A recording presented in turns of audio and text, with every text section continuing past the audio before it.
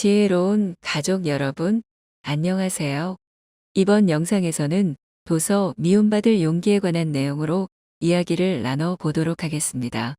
이 책은 프로이트, 칼 융과 함께 심리학의 3대 거장으로 언급되고 있지만 대중에게 잘 알려지지 않은 오스트리아 출신의 정신과 의사 알프레드 아들러의 사상에 관한 내용을 담고 있는데요. 자유롭고 행복한 삶을 위해 어떻게 살아가야 하는지에 대한 메시지를 전달하고 있고 출판될 당시 전 세계 수많은 사람들로부터 공감을 받아 베스트셀러가 되기도 했지요. 주요 내용에 대해 함께 살펴보시죠. 트라우마란 존재하지 않는다. 아들러는 트라우마가 존재하지 않는다고 주장합니다. 마음의 상처가 현재의 불행을 일으킨다고 주장한 프로이트의 이론을 명백히 부정한 것이죠.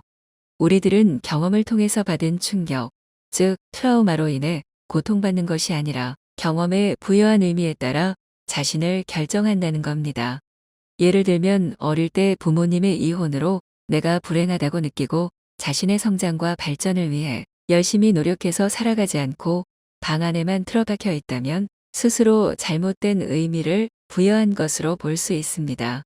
저자는 인생이란 누군가가 정해주는 게 아니라 스스로 선택하는 것이고 과거에 지배받지 않는 삶을 살아야 한다고 강조합니다.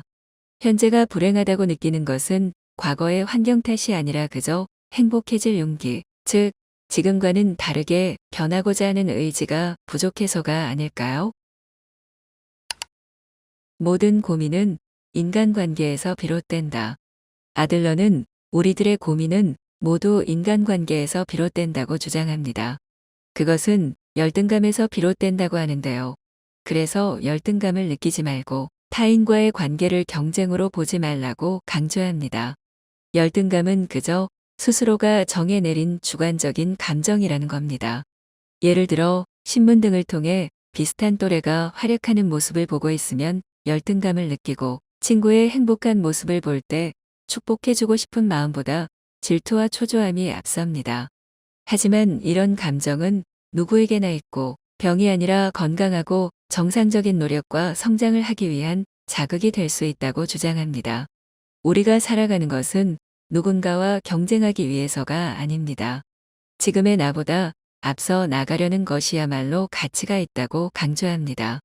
인간관계의 중심에 경쟁이 있으면 인간은 영영 인간관계에 대한 고민에서 벗어나지 못하고 불행에서 벗어날 수가 없다는 겁니다.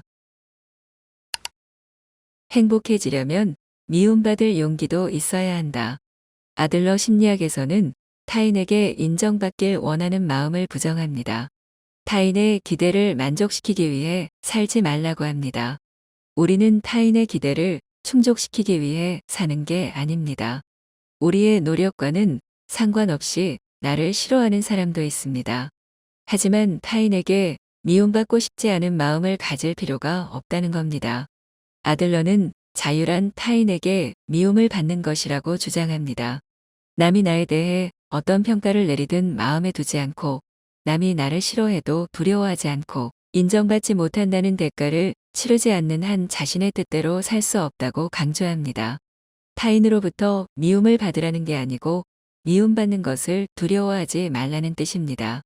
타인으로부터 미움을 받아도 괜찮다는 것도 그래서 독선적으로 행동하라는 것도 아닙니다. 그저 타인과의 과제를 분리하라는 겁니다. 즉, 나를 별로 좋아하지 않는 사람이 있다면 그건 나의 과제가 아니고 또한 누군가 나를 좋아해야 한다라고 생각하는 것도 상대의 과제에 개입하는 보상적 발상이라는 겁니다. 미움을 살 가능성을 두려워하지 않고 앞으로 나간다.